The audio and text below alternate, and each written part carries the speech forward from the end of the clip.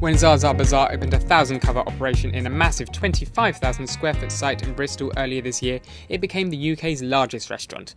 But with new operators like Tops and Fiesta World Buffet entering the scene, and continued growth from experienced multi-cuisine buffet brands like Cosmo and Red Hot World Buffet, the concept has surely not broken its last record. The popularity of sites like it has been part of a growth in self-service elements in a number of hospitality businesses. So BigHospitality took a look behind the scenes and spoke to the Bristol general manager of Za Za Bazaar about how it works. Varun Singh revealed the key was having 6 live cooking stations or satellite kitchens. The operation here is virtually a 24-hour operation in terms of the restaurant opens for guests 11 to 11. But at any given time, the building would not be empty. We would have people doing something or the other.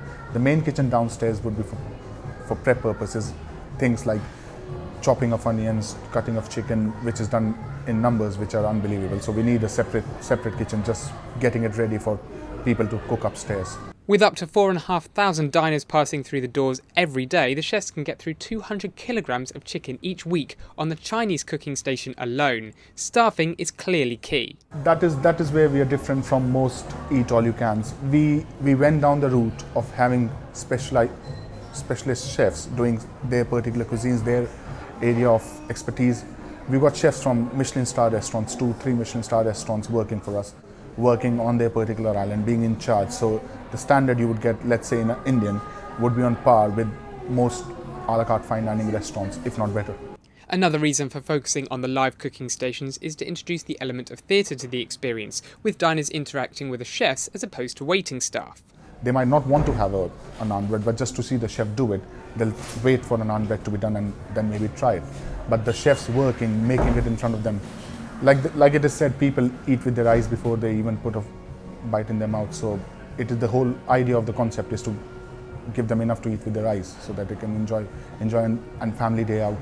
One key problem for buffet restaurants is waste, controlling portion sizes and food left for sustainability purposes as well as profit margins. Like I said, the advantage we have is because most of the things are being cooked then and there, and we've got a very robust reservation system in place. We do have a fair idea of how much the chefs need to cook, and if it's not cooked, it's not cooked. So the waste can be controlled upstairs easier than in most eat-all-you-cans because of the number of live stations and the live cooking we've got. So if you don't have the amount of people in, you don't cook it. So it's easier to control that waste for us. Deliveries, stock control and staffing is monitored each day with regular checks with the operations manager and others in the business on a weekly and monthly basis.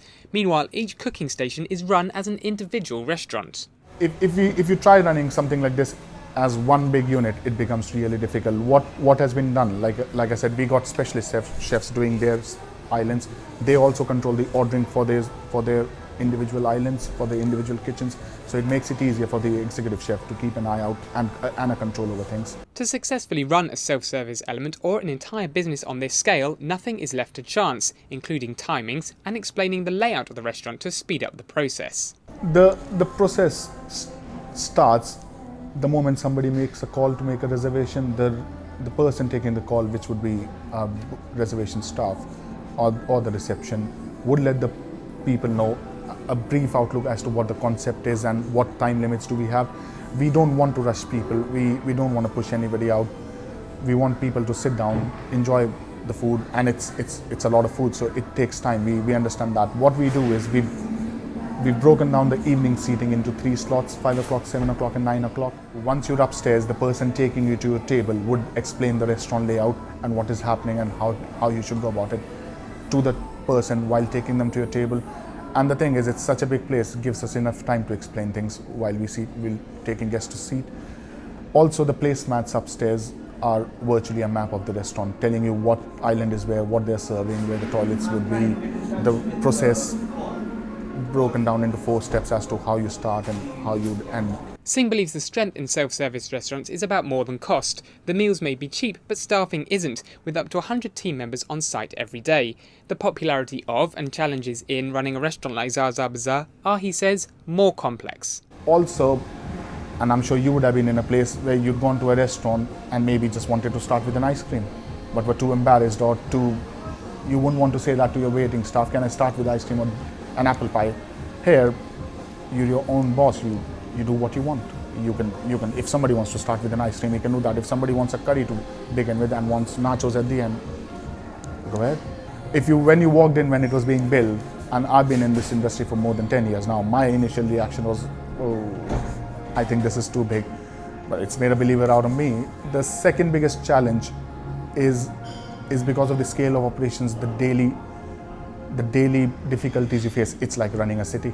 It's an hotel. I've worked in hotels. The problems you would face on a day-to-day basis here would be at par with the 300, 400 room hotel.